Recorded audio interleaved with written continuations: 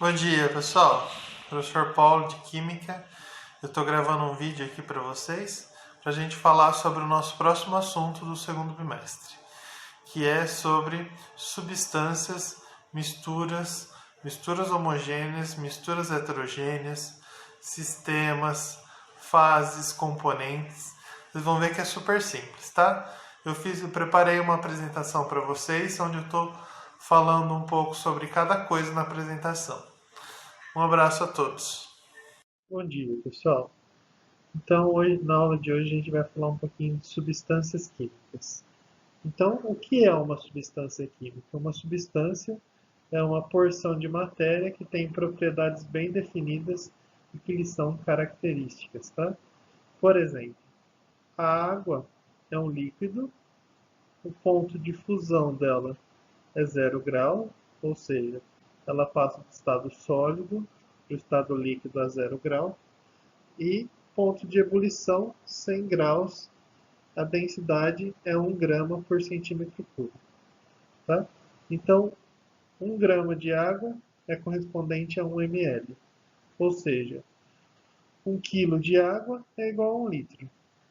E o ponto de fusão, a 100 graus, ela passa do estado líquido para o estado gasoso. Então, ela tem propriedades bem definidas, a água. Tá? Sempre a água, nas condições normais de temperatura e pressão, ela vai ter essas características. O enxofre, aqui do lado. O enxofre, pessoal, ele, ele tem propriedades características dele também. Então, o enxofre, ele é esse pó amarelado, ele é sólido, um sólido amarelo com ponto de fusão 115 graus, ponto de ebulição 445 graus Celsius, ou seja, muito maior do que o da água, ponto de fusão e ponto de ebulição, e a densidade dele é 2,07 gramas por centímetro cúbico. E agora vamos para o ferro. O ferro, pessoal, ele, ele tem um ponto de fusão de 1538 graus Celsius, ponto de ebulição 2861 graus Celsius. E a densidade dele é 7,87 gramas por centímetro cúbico. Comparado com a água, ele é quase 8 vezes mais denso que a água. Mais uma substância aqui do lado, cloreto de sódio. O cloreto de sódio, pessoal, ele é um sólido branco e ele tem ponto de fusão 801 graus Celsius e ponto de ebulição 1465 graus Celsius. E a densidade é 2,17 gramas por centímetro cúbico. A gente pode reparar, então, se a gente adiciona sal na água, o sal vai solubilizar. O que vai acontecer com a densidade da solução sal e água? Vai ser maior do que a densidade da água. Ela vai ser um intermédio entre a densidade da água e a densidade do soluto, que no caso é o cloreto de sódio.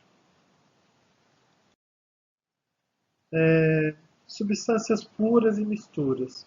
Uma substância pura, ela não está misturada com nenhuma outra substância. Tá? Em geral, uma substância pura, por exemplo, é a água. Mas tem que ter só água, não pode ter sais. Se tiver sais, aí vai ser uma mistura. Uma mistura tem uma ou mais, adição de duas ou mais substâncias puras e elas formam os componentes da mistura. Tá? Agora, a classificação de misturas heterogêneas e misturas homogêneas. Então, uma mistura heterogênea não possui as mesmas propriedades em toda a sua extensão.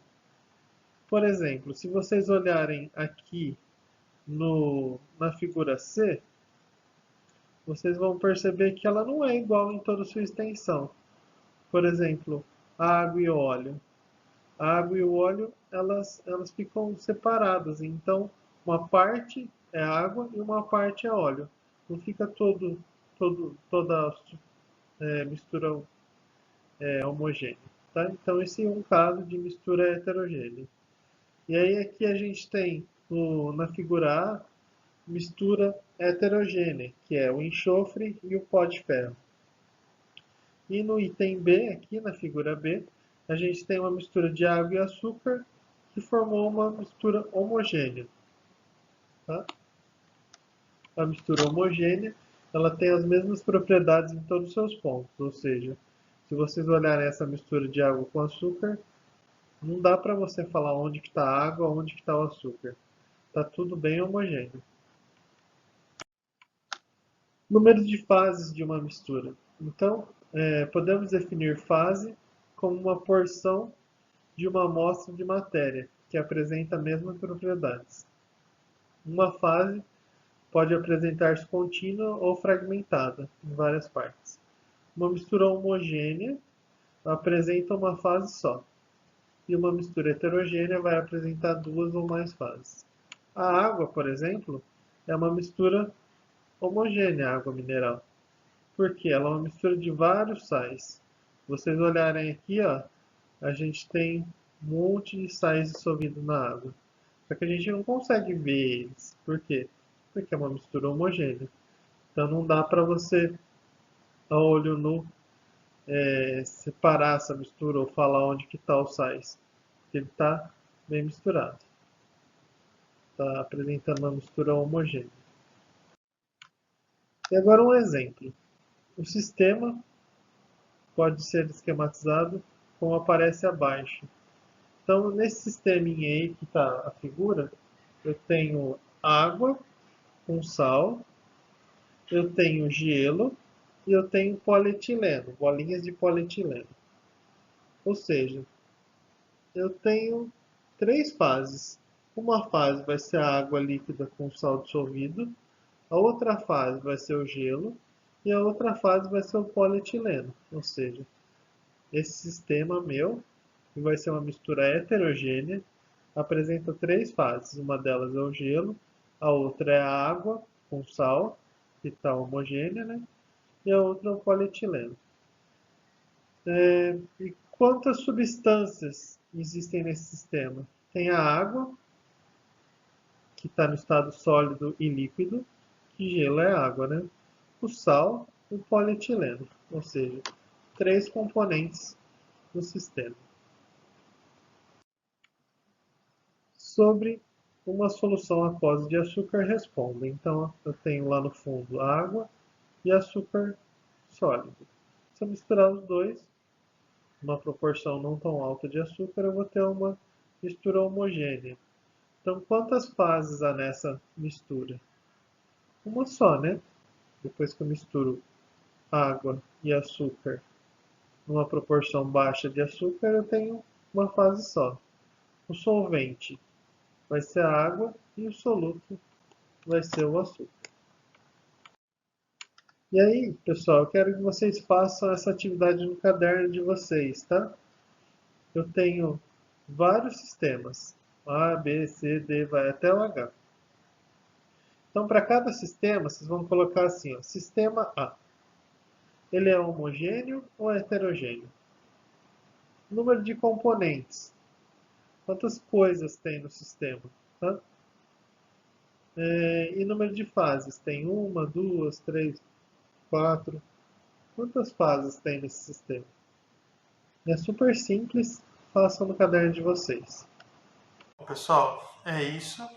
Façam o exercício que eu peço no final da apresentação no caderno de vocês, porque é importante, beleza? Porque nas próximas aulas a gente vai continuar sobre esse assunto. Um abraço e bons estudos!